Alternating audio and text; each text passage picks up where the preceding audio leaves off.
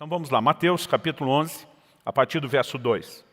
O texto diz assim: quando João, no cárcere, ouviu falar das obras de Cristo, mandou que seus discípulos fossem perguntar: você é aquele que estava para vir ou devemos esperar outro?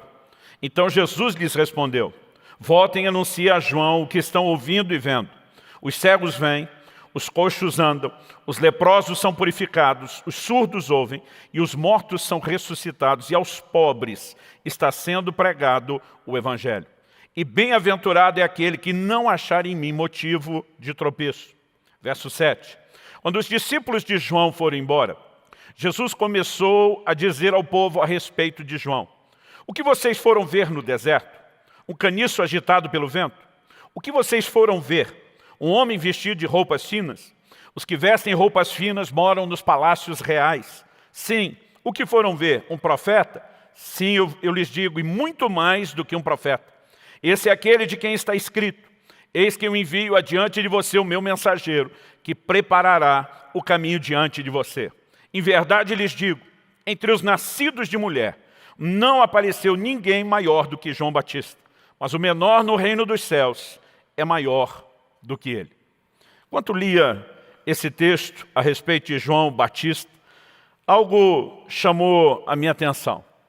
Em primeiro lugar, foi a fraqueza, a limitação, que a gente poderia chamar aqui da humanidade de João Batista. O mesmo João que um dia aponta para Jesus anunciando: esse é o Cristo, agora está numa verdadeira crise de fé ou de incredulidade. Ele manda, o Evangelho de Lucas diz lá no capítulo 7, no verso 18, que ele mandou 2 discípulos. Os discípulos vieram contar a João tudo que Jesus estava operando. Lucas 7, 17 nos mostra que a notícia do que Jesus fazia se espalhou não só por toda a Judéia, mas por toda aquela região. A notícia chega à prisão de João. Acredita-se que ele estava na fortaleza de Maqueiros. E nesse momento, ele manda que 2 desses discípulos que vão levar as notícias perguntem a Jesus: você é mesmo aquele que havia de vir? E de repente nós temos esse camarada, né, que foi o precursor do ministério de Jesus, apontando, e daqui a pouco eu vou dar detalhes de como ele falou acerca do Cristo de uma forma muito veemente e contundente.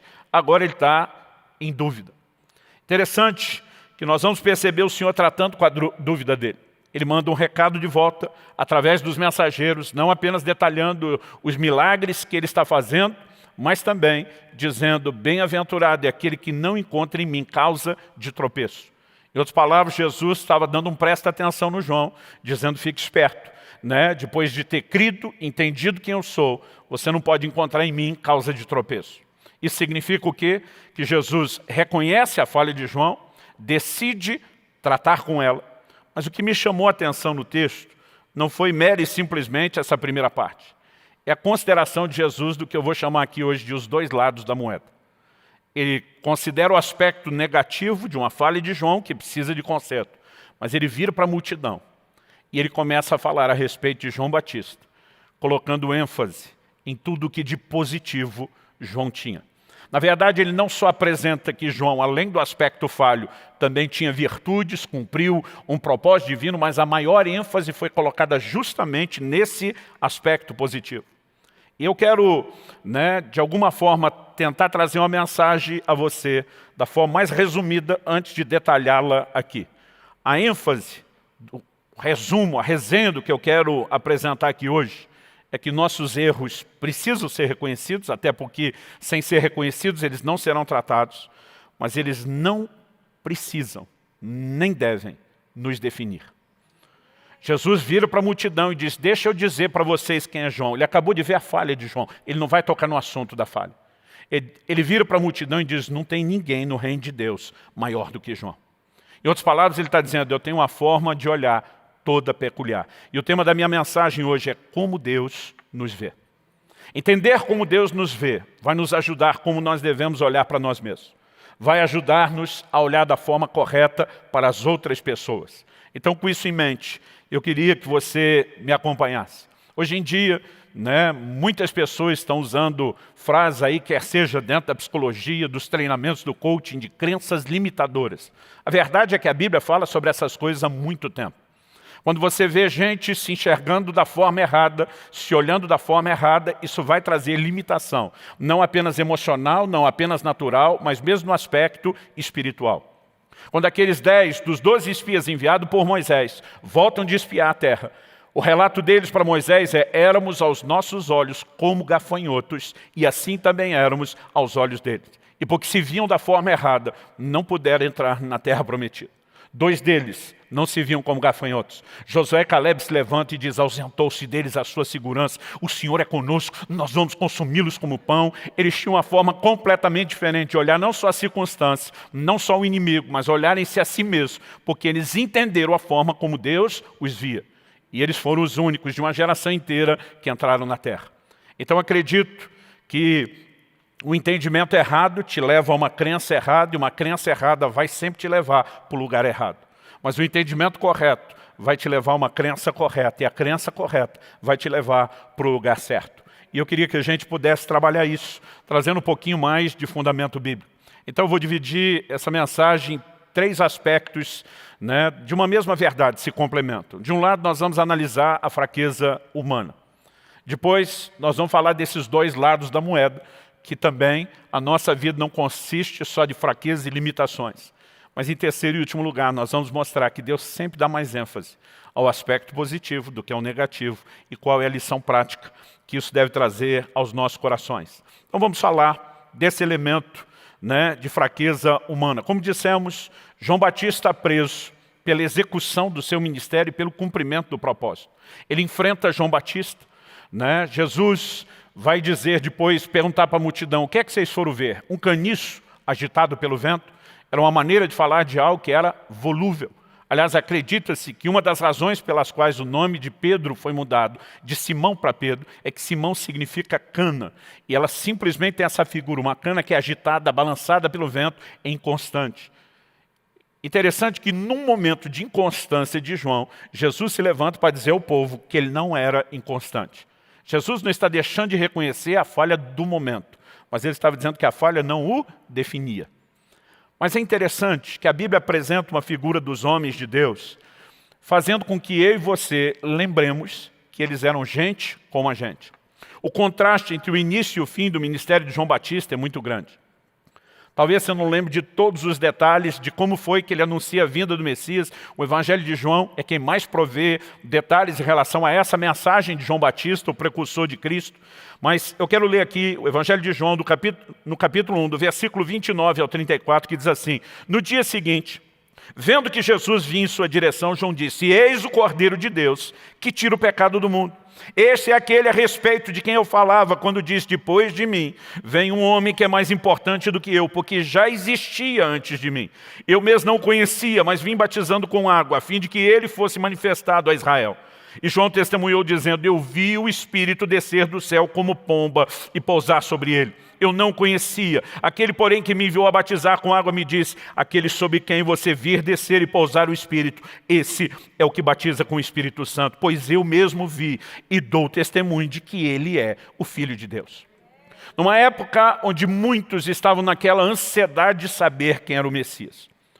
No início do próprio ministério de João Batista, ele começa a produzir uma mobilização tão grande com o batismo de arrependimento que ele praticava, que as autoridades de Jerusalém mandam mensageiros para perguntar: quem é você? Ele responde: não sou o Cristo. Né? A pergunta deles, já entendida por João, e ele dá logo a resposta. Está todo mundo na expectativa de quando se cumprirá a promessa da vinda do Messias. Eu não sou ele. Eu apenas vim como seu precursor. Eu sou apenas uma voz. Ele já estava dando testemunho, está para acontecer. Mas no momento que Cristo entra no cenário e diz: é dele que eu estava falando o tempo todo. Ele diz: o mesmo Deus que me enviou a pregar essa mensagem a vocês tinha me dado um sinal, que eu veria o Espírito descer sobre ele como pomba. Eu vi, eu testifico. Esse é o Filho de Deus. João Batista se levanta, né? E o peso do ministério de João Batista não pode ser esquecido nessa avaliação. Certa ocasião, Jesus foi indagado pelos fariseus e antes de dar a resposta, ele disse: se vocês responderem a minha pergunta, eu respondo a de vocês. A Bíblia diz que Jesus retribui outra pergunta dizendo: o batismo de João era de Deus ou era dos homens? E eles começam a confabular entre eles, diz: se a gente responder que era de Deus, ele vai perguntar por que é que nós não aceitamos. Se a gente responder que era dos homens, nós estamos lascados, que o povo considera profeta e vão se levantar contra nós. Isso nos ajuda a medir a popularidade, a força do ministério de João Batista. O impacto que esse homem teve.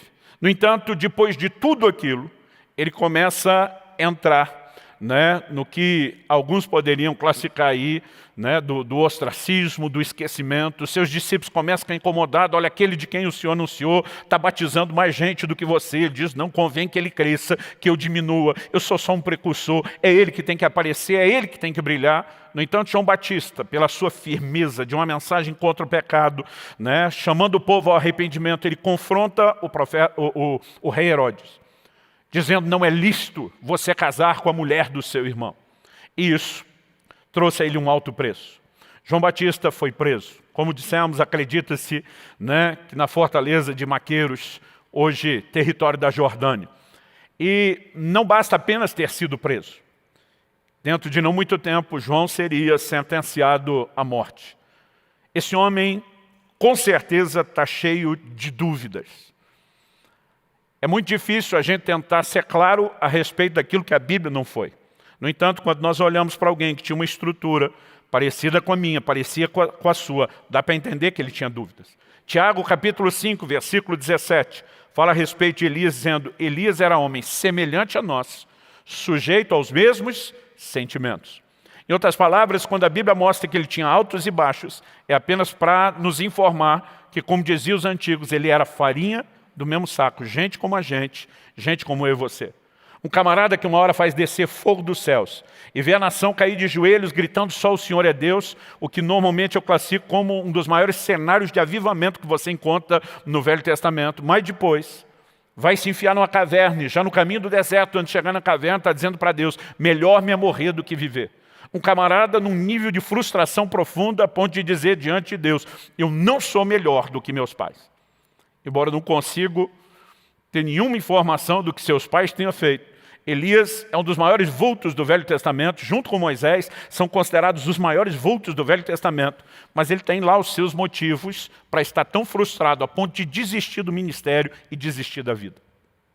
No livro de Jeremias, outro que tem chamado muito minha atenção nessa semana, na nossa leitura aí dos 100 dias na palavra, no capítulo 20, nos versículos 7 e 8, Jeremias diz assim para Deus, tu me persuadiste, Senhor, e eu fui persuadido. Foste mais forte que eu e prevaleceste. Em outras palavras, está dizendo, o Senhor me convenceu a ir para o ministério, a anunciar a sua palavra, e eu acreditei em você. Resultado, ele diz, sou motivo de riso o dia inteiro. Todos zombam de mim, porque sempre que falo tenho que gritar e clamar violência e destruição. Por causa da palavra do Senhor, sou objeto de deboche e de zombaria o tempo todo. A crise de Jeremias chega a tal ponto que nos versículos 14 a 18 de Jeremias 20, você vai ver ele amaldiçoando o dia em que nasceu e chegando ao ponto de desejar a morte, usando para isso uma alegoria. Eu quisera ser um aborto que sequer saísse do ventre da mãe. Pastor, isso era gente do Velho Testamento, que não tinha o Espírito Santo como a gente. Bom, João Batista, que mencionamos e está em crise, foi cheio do Espírito Santo desde o ventre da mãe. O apóstolo Paulo, um homem cheio do Espírito Santo, nascido de novo, diz em 2 Coríntios, capítulo 1, versículo 8, não queremos, irmãos, que vocês ignorem a natureza das tribulações que nos sobrevieram quando nós estivemos na Ásia. Ele diz a ponto de desesperar da própria vida. Um gigante da fé como aquele, dizer, eu desesperei da própria vida. Isso significa o quê? Que Deus o tempo todo quer lembrar a mim e a você da nossa fragilidade, da nossa humanidade, da nossa carnalidade e de quão limitados nós somos. Eu fico tentando imaginar o que passava na cabeça de João Batista. Essa semana, tentando refletir sobre o assunto, fui consultar muitos materiais de referência. É interessante como a maioria deles tenta especular, né, a respeito do que levou João Batista a essa crise, a esse lugar de dúvida. Entre esses, me chamou a atenção o material do pastor Hernandes Dias Lopes, no seu comentário expositivo do Novo Testamento. Ele elenca 4 possibilidades. Todas elas, acredito, serem muito prováveis, pela lógica, não podemos, né, simplesmente ser categórico e dizer aconteceu, mas faz muito sentido quando você considera todos os elementos aí da natureza humana. Dentro dessas 4 possibilidades, ele apresenta a primeira, os questionamentos, possíveis questionamentos de João. Como conciliar as maravilhas que Jesus opera com a dolorosa situação que o atinge? Ele está na cadeia. A situação dele não é nada boa. Ele foi o precursor de Cristo. Cristo está fazendo coisas extraordinárias pelos outros, mas não parece estar fazendo em favor dele. Se você ainda não teve esse tipo de crise, pode ter certeza que é uma questão de tempo, ela vai acontecer. Há momentos onde a gente está vendo, reconhecendo, Deus faz, mas parece que é para os outros, não é para mim. A segunda coisa que ele destaca é como conciliar o silêncio de Jesus com a urgente necessidade do seu precursor. Mesmo deixando de lado que Jesus ou Deus não tem intervido de uma forma direta, Jesus não parece ter se levantado em sua defesa, não parece ter falado a respeito de nada em relação ao assunto, e de alguma forma existe alguma coisa incomodando João. Eu estou aqui esquecido. Outra possibilidade, como conciliar a não intervenção de Jesus com a mensagem de juízo que ele anunciara sobre o Messias. Ele tem nas suas mãos a pá. Ele vai separar a palha, ele vai queimar em fogo inextinguível. Em quarto e último lugar, ele diz, a dúvida de João é alimentada não pelo calabouço, mas por expectativas não correspondidas. A maioria das pessoas não esperava no Messias um Salvador espiritual. Esperava um Salvador natural. Havia promessas sobre os impérios mundiais. Deus antecipa a Babilônia, o reinado dos Medo-Persas, a Grécia de Alexandre o Grande, o reinado de Roma, antes deles terem estabelecidos. O Senhor mostra na visão de Daniel 2, daquela estátua com a qual Nabucodonosor sonhou, que haveriam 4 impérios. Mas nos dias do 4º império haveria uma intervenção. A Bíblia diz que uma pedra cortada sem auxílio de mãos atinge a estátua nos pés. Cada mudança de metal, a cabeça de ouro, o peito e os braços de prata, o ventre de bronze, depois as pernas e os pés de ferro. Cada mudança de metal na estátua indicava uma mudança de reino. Como a pedra atingia a estátua nos pés, acreditava-se que o Messias viria nos dias do 4º império. Eles estão vivendo os dias do 4º império. A ansiedade sobre a manifestação do Messias, ela é visível, em relação a todo mundo. A própria mensagem de Jesus, ele se levanta dizendo, o tempo está cumprido e é chegado o reino de Deus. É nesse ambiente de expectativas que todo mundo está imaginando, ele vai destronar os romanos. Eles não apenas imaginavam que o Messias os libertaria do jugo desses impérios, mas eles acreditariam que eles assumiriam esse lugar de reinado. É por isso que você vai ver os discípulos dizendo para Jesus, quando o Senhor se assentar no trono da sua glória, eles não estavam pensando num trono espiritual. Tiago e João têm a ajuda de sua mãe, que vai interceder para Jesus. Permite que meus filhos se assentem, um à sua direita, outro à sua esquerda. O que ela estava dizendo? Deixa um ser ministro da fazenda, o outro do planejamento. Deixa a faca e o queijo na mão da família. E de alguma forma Jesus não fez nenhum movimento nesse sentido. Não está estabelecendo o nível de juízo que eles esperam.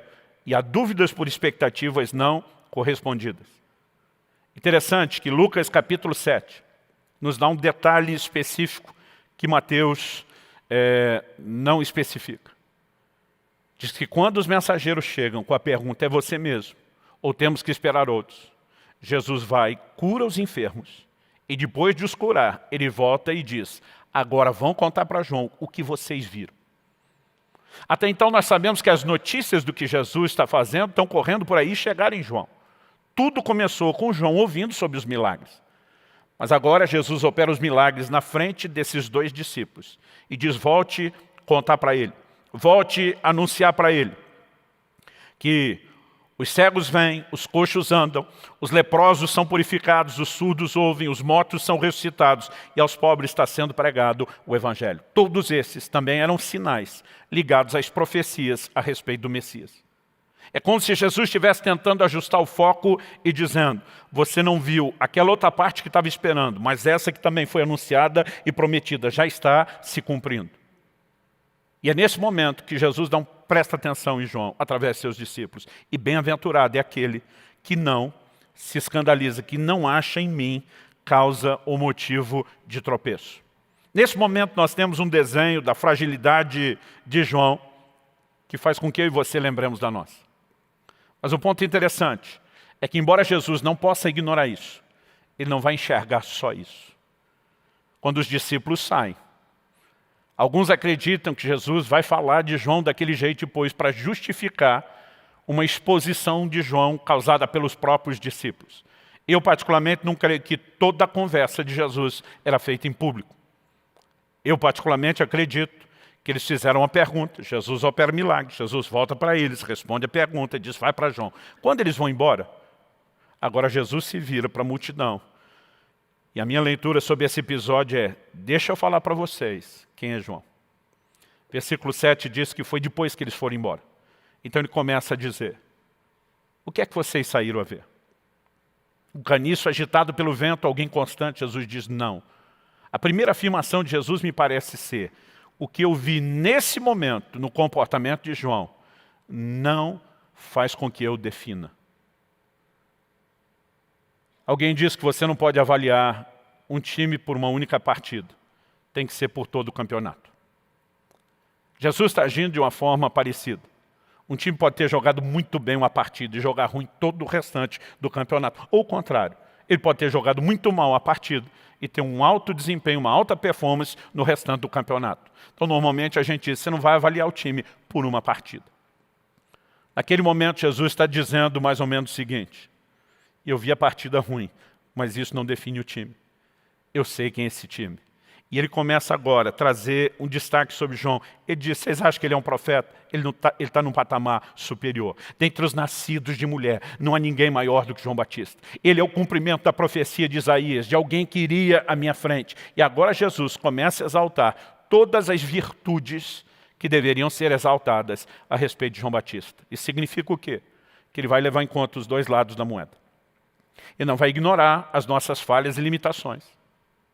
Até porque, se ele não as reconhece, se ele não botar o dedo na ferida, se não nos ajudar a enxergar, nós não podemos ser tratados e não iremos crescer, não haverá aperfeiçoamento. Mas, de uma maneira muito precisa, o posicionamento de Jesus é dizer, mas João não é só isso. Então, olhar para essa declaração, mesmo depois da exortação, bem-aventurado aquele que não acha em mim causa de tropeço, o que me ensina que ele não ignora nossas falhas, ele também não quer que a gente ignore. Porque, gente, não é fácil enxergar as nossas falhas. Jesus disse que a gente tem a capacidade de enxergar o cisco no olho do irmão, mas não vê a trave no nosso. Então, o nosso problema não é enxergar a falha, porque se eu vejo o cisco no olho do meu irmão de longe, um errozinho à distância, significa que o meu problema não é ver erro, o meu problema é enxergar os meus. Salmo 19, 12 tem uma oração, e nela o salmista diz, quem pode discernir os seus próprios erros? Ele chega ao ponto de orar para Deus, purifica-me tudo os que me são ocultos. Ele está dizendo, eu não dou conta de enxergar todas as minhas mancadas. E até por isso, de vez em quando, Deus precisa permitir que essa nossa limitação e essas fraquezas venham à tona. Se elas não vierem à tona, se elas não surgirem, se a gente não for confrontado por elas, não haverá crescimento, não haverá tratamento. Eu me lembro de 26 anos atrás, uma mensagem que eu ouvi do pastor Francisco. Estávamos iniciando um trabalho lá em Guarapuava. Ele estava conosco, era uma reunião pequena, dentro de uma casa. Enchemos de gente em tudo quanto é cômodo que desse para ouvi-lo, mas era uma reunião menor. Eu me lembro do Francisco, com aquele jeito específico dele, né? Começando a mensagem, ele diz, o tema da minha mensagem hoje é, qual foi a última vez que o galo cantou na sua vida? Foi um dos temas mais incomuns de mensagem que eu tinha ouvido. Eu imaginei, falei, ele vai falar de Pedro, do canto de galo na vida de Pedro, que não tem outra passagem, de fato foi o que ele fez. Mas ele mexe no fato de que Jesus, na última ceia, quando anuncia aos discípulos que um iria traí-lo, Pedro se levanta para fazer promessas. João capítulo 13, versos 37 e 38, nos informa o seguinte, Pedro diz, Senhor, por que não posso segui-lo agora? Darei a minha vida pelo Senhor. Jesus respondeu, você dará a sua vida por mim? E verdade, em verdade lhe digo, antes que o galo cante 3 vezes, você me negará. Jesus está dizendo, daqui a pouco, Pedro, você vai entrar em contato com a sua humanidade, com a sua fragilidade. Pedro, nem você se enxerga. Você acha que você é o cara, mas eu vou dar uma espetada e murchar essa bola que você acha que está muito cheia. Era como se Jesus estivesse dizendo, eu vou denunciar você para você mesmo. Eu vou te colocar em contato com a limitação que você não está enxergando, para que você descubra quem de fato você é. Segundo Francisco, naquele dia, ele diz: o cantar do galo é um alarme de Deus na nossa vida, para nos lembrar que a gente não é tudo aquilo que a gente acha que é. O interessante é que Jesus não deixou o assunto morrer aí. Depois da ressurreição, João capítulo 21 nos mostra que ele encontra Pedro. Pedro tinha voltado a pescar, o Senhor aparece para eles na praia, comem juntos, e daqui a pouco Jesus começa a caminhar à parte com Pedro e tem uma conversa com ele. Dos versículos 15 a 17 de João 21, nós temos a informação de que Jesus pergunta por 3 vezes: Pedro, tu me amas? E Pedro responde: tu sabes que eu te amo. Mas tem um jogo de palavras no grego que pode sugerir uma resposta diferente da altura da pergunta. Jesus pergunta: tu me amas? Agapau. Agapau é uma derivação de ágape, do amor sacrificial. A resposta de Pedro para Jesus é: tu sabes que eu te amo, filéu. Filéu é amor de amigo, amor de irmão fraternal. Alguns acreditam que a resposta dele é mais ou menos o seguinte: amar eu amo, mas não é aquela Brastemp, não é aquelas coisas. Algumas traduções optaram por uma resposta: tu sabes que eu gosto de você. Em outras palavras, Pedro está dizendo: eu achava que era o cara, que eu estava pronto para morrer pelo Senhor, e descobri que eu não estou com essa bola toda. Mas ali nos versículos 18 e 19 de João 21, o Senhor fala algo muito importante para Pedro. Ele diz assim: em verdade lhe digo, que quando era mais moço você se cingia e andava por onde queria, mas quando for velho, estenderás as mãos, outro cingirá e o levará para onde você não quer ir. Jesus disse isso para significar com que tipo de morte Pedro havia de glorificar a Deus. E depois de falar assim, Jesus acrescentou: siga-me. Olhe para cá um pouco. Estenderás as mãos. A Bíblia diz que Jesus dá esse sinal para dizer com que tipo de morte Pedro iria glorificar a Deus. Morte por crucificação. Quando eu era garoto e lia a Bíblia, eu achava que só Jesus e aqueles 2 bandidos em toda a história da humanidade tinham sido crucificados. Demorou para eu entender, estudando a história, que o Império Romano crucificou incontáveis milhares de pessoas. Era uma das formas mais comuns de execução naqueles dias. Então Jesus está anunciando que Pedro vai morrer, e isso é uma boa notícia, pastor Luciano? É, porque Pedro tinha dito: eu estou pronto para morrer por você. Na primeira chance fugiu, provou que não estava. Agora Jesus está olhando para Pedro e dizendo: Pedro, quando eu olho para você, eu não enxergo a falha do seu passado. Eu não enxergo a limitação do seu presente, onde hoje você reconhece que não me ama como achava que amava. Eu olho para o seu futuro e eu vejo que você vai se tornar alguém que vai estar disposto a entregar a sua vida por mim. Em outras palavras, ele estava dizendo: você vai ter uma segunda chance. E nela, você vai provar que cresceu, que amadureceu, que alcançou esse nível e esse lugar. O que é que Jesus está dizendo? Pedro, eu não vou definir você pelo fracasso do passado. Eu não vou definir você pela limitação do presente. Eu estou de olho aonde você vai chegar. E sabe, ele não apenas consegue olhar os 2 lados da moeda, mas na verdade eu diria que ele consegue botar muito mais ênfase no aspecto positivo do que no aspecto negativo. João Batista era fraco ou forte? Os 2. Deus não ignorava a dúvida e o momento difícil que ele estava enfrentando no cárcere. Jesus tomou conhecimento disso. A diferença é que ele não decide defini-lo por aquilo. Então nós podemos dizer, diante da pergunta se João Batista era fraco ou forte, os 2. E tinha seus momentos de fraqueza. Mas ele também tinha os seus momentos de força. E Jesus não só está olhando e dizendo: esse camarada tem as 2 coisas. A maior ênfase é colocada no aspecto positivo. Isso vai nos levar ao nosso terceiro ponto. O primeiro é reconhecer a fragilidade dele. O segundo é entender que Deus olha os 2 lados da moeda. Ele não vê só o aspecto negativo. Mas mais do que só dizer, ele olha as 2 coisas. Eu quero, em terceiro e último lugar, destacar onde a ênfase maior é colocada. E eu quero te dizer que isso não diz respeito só à forma como Deus olha para pessoas. E obviamente, se Ele nos olha dessa forma, Ele tem uma expectativa de que eu e você possamos seguir o seu padrão. Mas Ele também nos orienta a trabalhar assim em relação às circunstâncias. Quando se fala do Evangelho, você não vai encontrar lugar nenhum na Bíblia Deus né, de alguma forma maquiando as coisas e tentando apresentar um evangelho como se fosse só alegria, sem nenhum tipo de problema. Em João 16, 33, Jesus claramente diz, no mundo tereis aflições.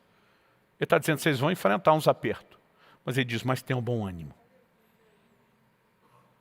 Senhor, é para ter bom ânimo por causa das aflições? Não, não é por causa, é apesar delas.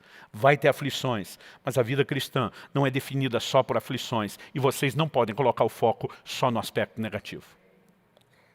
Em Romanos 8, 18, Paulo diz, eu tenho por certo que as aflições desse tempo presente não podem se comparar com a glória que em nós há de ser manifesta. Então a Bíblia não ignora a realidade das aflições, mas o tempo todo ela está dizendo, não dê moral demais para elas.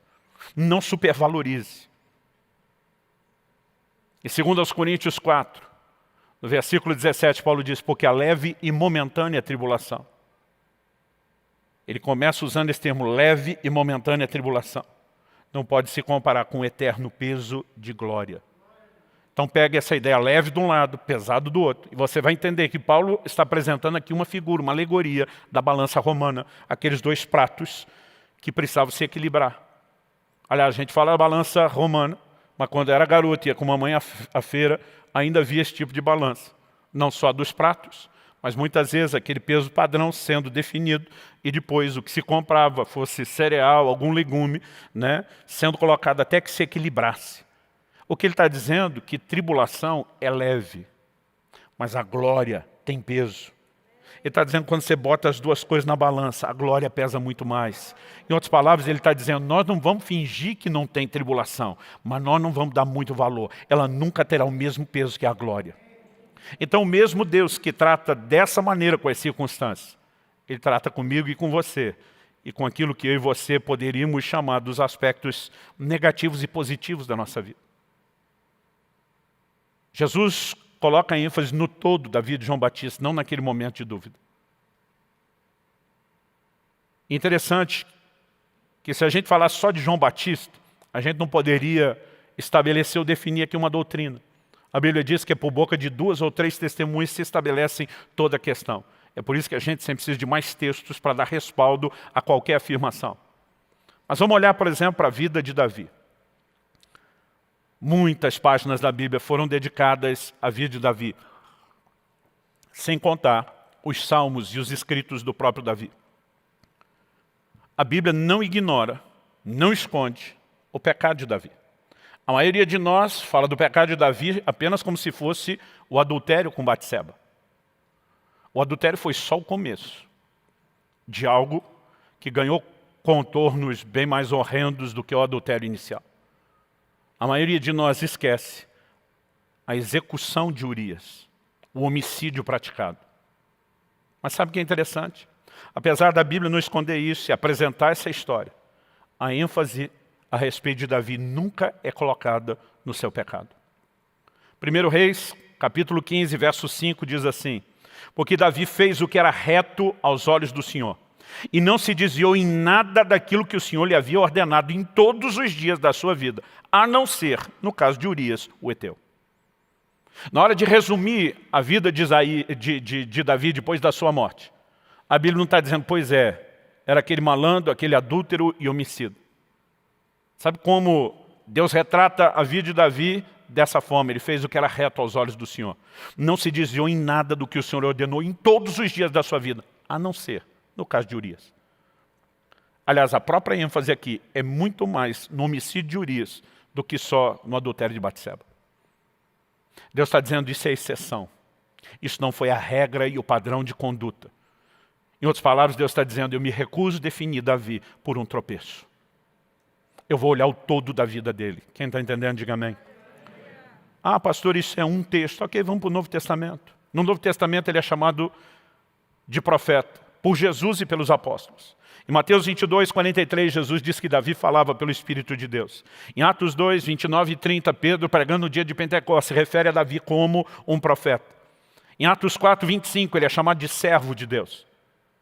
O Cristo é apresentado como filho de Davi, aquele que viria da linhagem de Davi e depois da sua vinda continua sendo chamado dessa mesma forma, dessa mesma maneira. O tabernáculo de Davi é o único mencionado no Novo Testamento da parte de Deus, como aquilo que Deus sentia falta e iria restaurar. Todo o relato e a história a respeito de Davi, apresentada por Deus, nos ajuda a entender o seguinte: Deus está dizendo, eu não fiz vista grossa porque ele cometeu, mas isso não vai fazer com que eu o defina. Vamos deixar um pouco Davi de lado e para a carta ao anjo da igreja de Éfeso. Se você puder, me acompanhe em Apocalipse 2. Eu vou ler dos versículos 2 até o 6. O Senhor começa falando com o anjo da igreja, que repassaria a mensagem a toda a igreja.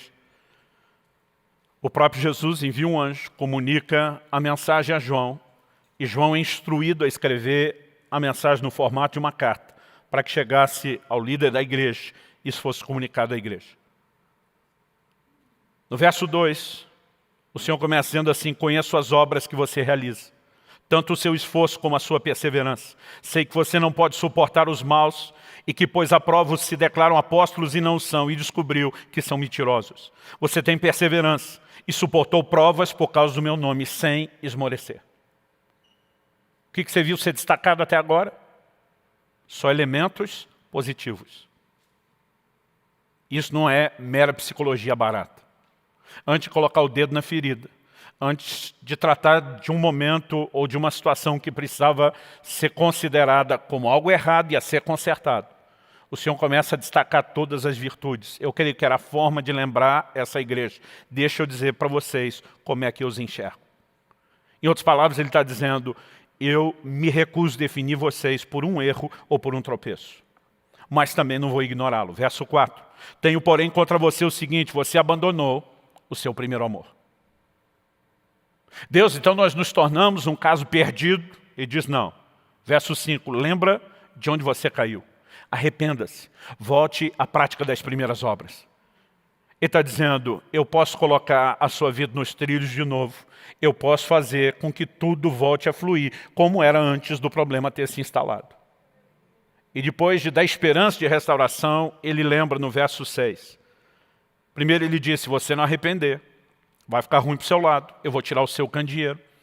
O candeeiro era uma figura da igreja, e Deus está falando para o anjo da igreja, o ministério que eu te confiei, eu tiro, eu pego de volta. Mas no verso 6 ele diz, mas você tem a seu favor o fato de que odeias as obras dos nicolaítas, as quais eu também odeio.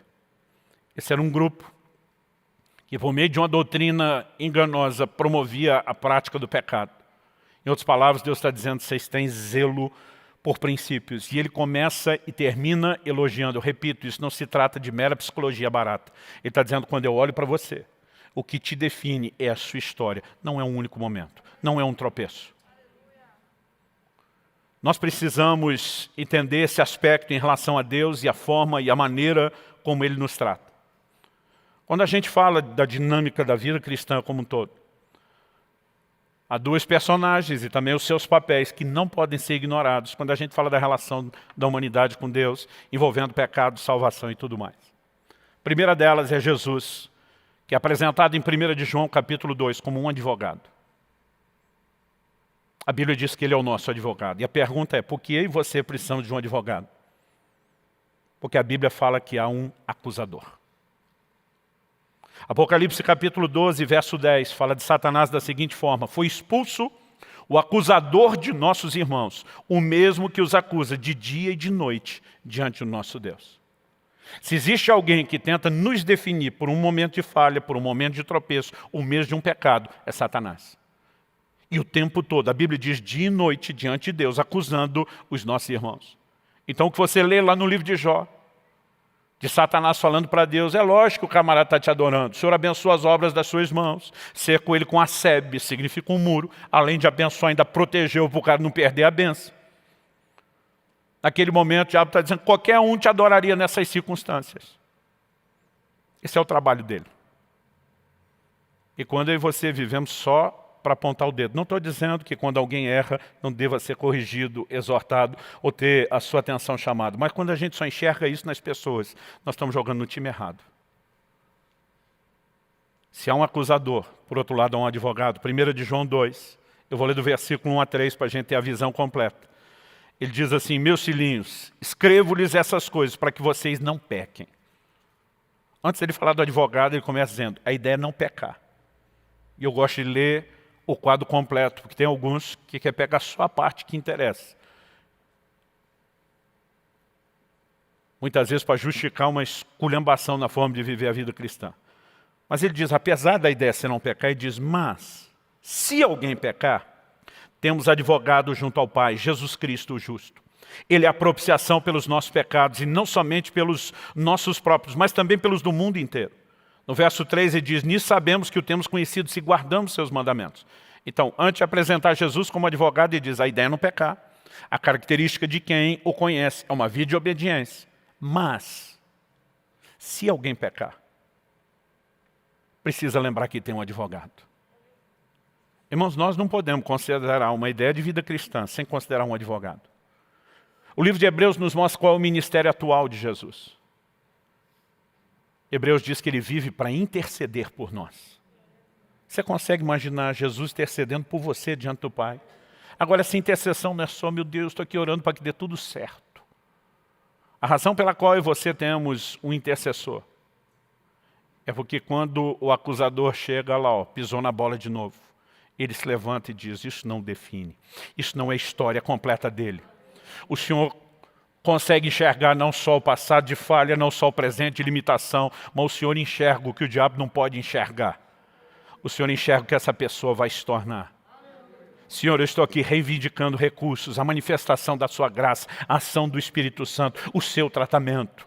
Ele será aquilo que o Senhor projetou, planejou, sonhou que será. E considerar a forma como Deus nos vê precisa fazer com que a gente repense a forma como a gente se vê. Amós 3,3 diz que não podem andar dois juntos se não estiverem de acordo. Você vai andar com Deus, tem que estar de acordo com Deus. Estar de acordo com Deus é dizer, tudo que o Senhor faz, diz, é certo, é o padrão. Efésios 5,1 diz que nós temos que ser imitadores de Deus. Se ele consegue reconhecer o aspecto negativo, a ponto de dizer, eu vou tratar com isso, mas não colocar a maior ênfase nisso, reconhecendo não só que é algo positivo, mas dando a maior ênfase nisso, como eu e você deveríamos nos olhar? Eu percebo que tem muita gente, e falo depois de anos de ministério pastoral, muita gente que acaba sendo paralisado em algum momento da caminhada, porque ele se permite ser definido por falhas que não são a forma como Deus o define.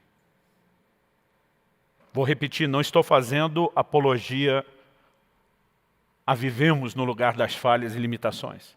Mas é impossível sermos aperfeiçoados sem passar ou transitar nesse terreno. E eu acredito que tem muita gente que precisa parar de olhar só para as suas limitações e erros. Quando Deus olha para mim e para você, o que é que Ele vê? Eu já disse para Deus várias vezes, se eu fosse Deus, ainda bem que eu não sou.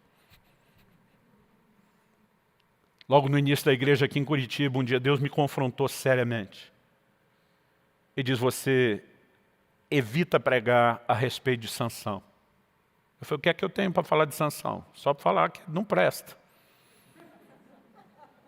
Pensa no desperdício, um cara nascido e gerado para cumprir um propósito, com uma manifestação única de Deus como nenhum outro, esculhamba tudo daquele jeito. Eu sempre olhei para o Sansão, definindo ele pelo seu tropeço, pelo seu fracasso. Aquele dia o Espírito Santo disse, para que ele veio ao mundo? Fui conferir lá o livro de Juízes, e o propósito é anunciar de forma clara, ele libertará Israel da mão dos filisteus. O Senhor me disse o que aconteceu no dia da sua morte. Eu lembrava, mas fui dar uma conferida. O texto diz que ele matou mais filisteus no dia da sua morte do que em toda a sua vida. Ou seja, se tem um momento que ele cumpriu o propósito, como nunca antes foi no seu último dia, o Senhor diz, Sansão falhou. Ele é um exemplo que você não deve se inspirar quando diz respeito à falha. Mas ele é um exemplo para todos os que tropeçam. Ele se recusou a morrer na sua falha. Ele se arrependeu, ele clamou por oportunidade. E o que ele fez no último dia da sua vida, com o sacrifício dela, foi muito mais do que tudo aquilo que ele tinha feito antes da queda. Elias. Eu li o Elias na caverna e dizia, Deus não está certo. por que o Senhor deu tanta coisa na mão do inconstante desse, de um bipolar desse? A Bíblia diz que ele foge de Jezabel porque queria salvar a vida. Aí depois que foge dela para salvar a vida, ele diz para Deus, melhor me morrer do que viver. Se eu sou Deus, eu digo para ele, volta lá e Jezabel resolve seu problema, ué.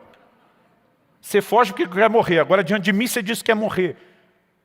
Aí eu dizia para Deus, o cara desiste do ministério antes de cumprir a missão. E o Senhor leva o camarada para o céu, num redemoinho, sem passar pela morte. A questão é que Elias não pode ser definido pela desistência, lá do finzinho da sua vida, do seu ministério. E tudo que ele fez acaba sendo ignorado e esquecido num momento como esse. Hebreus capítulo 6, versículo 10. Não confunda isso com mérito, mas lembre de semeadura e ceifa e dos padrões de justiça de Deus. Hebreus 6,10 diz, Deus não é injusto para esquecer as vossas obras. Em outras palavras, ele está dizendo, eu vi o seu tropeço, vi, mas não foi só isso que eu vi. E Deus está dizendo, não vamos conversar só do passado, onde você falhou, ou só do presente, onde você vê as suas limitações. Deus está dizendo, eu estou de olho em você. Eu vejo um final de história que pode ser muito melhor do que toda a sua existência. E, gente, se Deus nos vê dessa forma, nós não temos o direito de nos enxergar diferente, muito menos olhar para os outros. Eu quero terminar em 2 Coríntios 5,16. Abra lá comigo.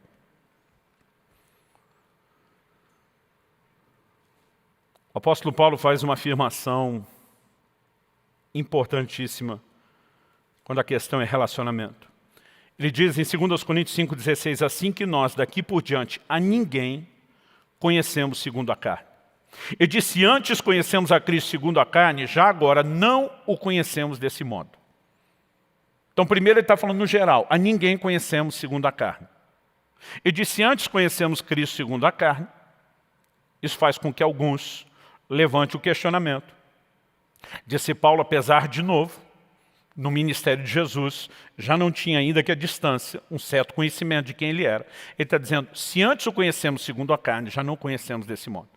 O que Paulo está dizendo? Mesmo aqueles que andaram perto do Senhor, que tiveram o privilégio de vê-lo em pessoa, de ver a operação dos seus milagres, de ouvir os seus ensinos, nenhum de nós já o conhece assim. Porque a versão dele segundo a carne era uma versão limitada dele. A Bíblia diz que ele esvaziou-se de si mesmo, Filipenses 2. Ele deixa atributos da divindade de lado. E apesar de nunca ter falhado, de nunca ter pecado, ele viveu a versão mais limitada que o Deus eterno, infinito, poderia viver.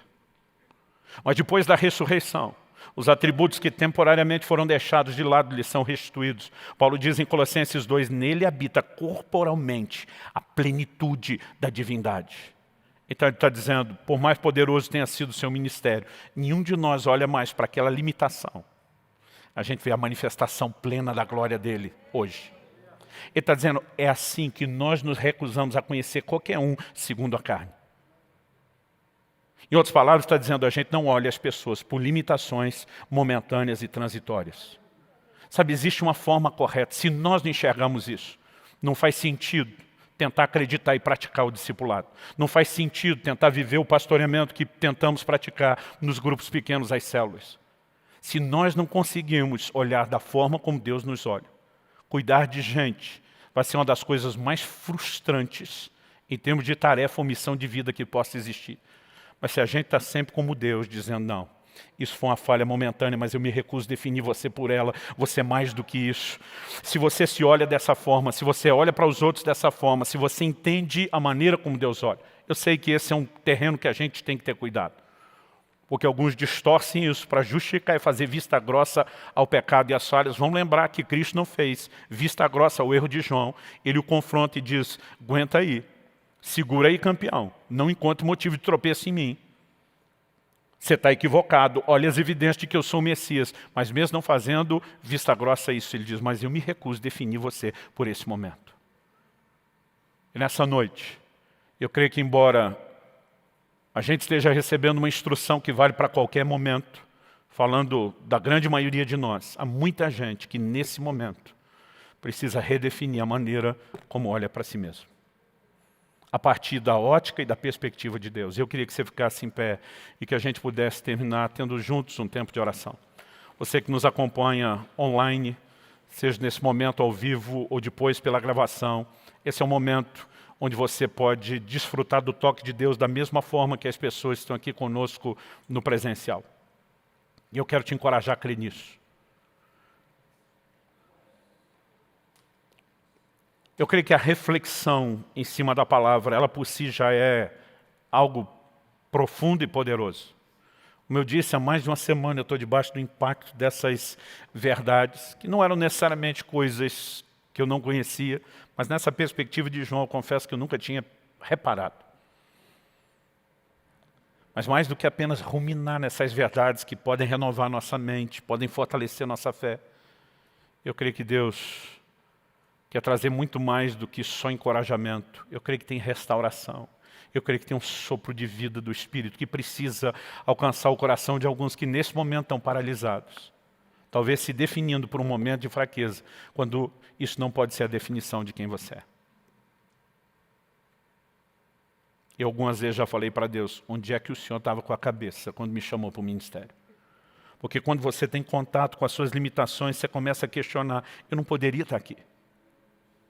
E são momentos como esse, que eu descobri que o céu parece estar gritando, onde é que você estava com a cabeça, para questionar onde é que eu estava com a cabeça. Se eu que sou Deus onisciente, presciente, conheço todas as coisas, olhei para você, acreditei em você, é bem mais provável que eu esteja vendo o que você não vê, do que eu não esteja enxergando o que você vê. E quando eu começo a pensar, ele acredita em mim, ele enxerga o melhor de mim. Irmão, pensa num turbo interior. O diabo o tempo todo vai trabalhar com essas acusações, não só diante de Deus. Se ele só nos acusasse diante de Deus e a gente nem tomasse conhecimento, talvez ficaria mais fácil. Mas ele nos acusa pessoalmente. O tempo todo nós somos bombardeados por pensamentos, sentimentos. Você não é ninguém, você não vale nada, você é a causa perdida. Mas quando você ouve os céus dizendo, eu olho para você e o meu rótulo é outro. Você é um eleito, você é um escolhido. Quando você vê os céus dizendo, eu acredito em você. Ah, meu irmão. Tudo muda. Não é questão de apenas olhar para a vida de forma positiva ou negativa. Eu vou te dizer, é mais do que simplesmente se esforçar para acreditar. É entender a maneira como Deus age. Se Jesus olha para Pedro dizendo que você vai terminar bem, é porque ele já está enxergando o que para nós ainda não aconteceu. E é porque ele também tem recursos para que eu e você sejamos aperfeiçoados ao longo do caminho.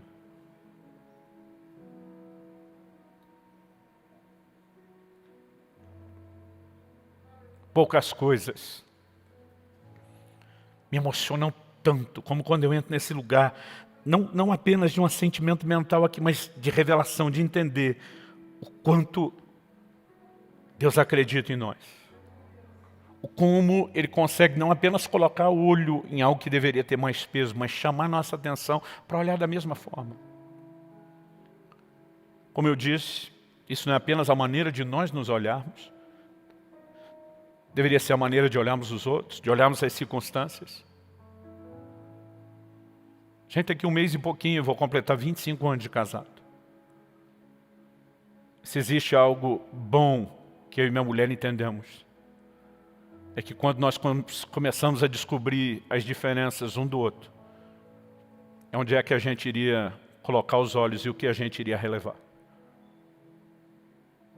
É quando você olha para alguém imperfeito, e você diz, eu recuso definir você por essa pequena imperfeição. Você é muito mais do que isso. E quando você consegue, a despeito daquilo, apreciar e valorizar, o relacionamento é muito melhor. Não é só uma questão de ser duradouro, mas a qualidade. Eu acredito que isso é uma dinâmica para todos os aspectos da nossa vida. É uma lição que Deus nos ensina. Gente que se vê da forma errada, como aqueles espias se viam como gafanhotos, se paralisam, não cumprem o plano e o propósito de Deus. A razão pela qual Deus quer que a gente se veja da forma certa é para que a gente cresça. No entanto, Ele nunca vai dizer, olha, você também é só essa coisa boa. Ele vai dizer, nós vamos ter que trabalhar isso aqui, mas você é mais do que isso aí. Nós vamos trabalhar suas imperfeições e limitações, mas você é mais do que isso. Espírito Santo, vem sobre nós. Não nos deixe sair daqui apenas com encorajamento emocional. Nós oramos pelo teu sopro de vida. Daquela mesma forma que Ezequiel viu o fôlego de vida, o Espírito de Deus soprando sobre aquele vale de ossos secos. Pai, nós oramos que seja assim na vida de muitos, onde talvez a morte esteja se instalando, os sonhos tenham sido completamente dissipados e roubados, onde alguns se definiram a ponto de dizer para mim, Deus, cessou, eu não avanço mais. Eu oro por uma nova perspectiva, por uma nova visão, trazida pelo alto, Senhor. Se for mera persuasão, convencimento intelectual, emocional, isso não se sustentará. Não vai durar, mas quando o Senhor sopra, quando o Senhor traz revelação, isso é completamente diferente. Nós oramos e clamamos por isso agora em nome do Senhor Jesus. Oramos também por aqueles que talvez não estejam totalmente paralisados, mas vêm sentindo, ó Deus, o peso, a dificuldade de se mover no cumprimento do propósito. Tem se definido de forma equivocada, ou aceitado as definições que outros estão impondo ao mesmo reino das trevas. Pai, nós oramos por uma reviravolta, por uma mudança completa desse cenário interior que tem repercussões do lado de fora, no exterior. Toca as nossas vidas, nós clamamos em nome de Jesus. Oramos não apenas que a verdade da Tua Palavra resplandeça dentro de nós, oramos pela capacidade de corresponder corretamente ao Senhor. Nós clamamos em nome de Jesus. Em nome de Jesus.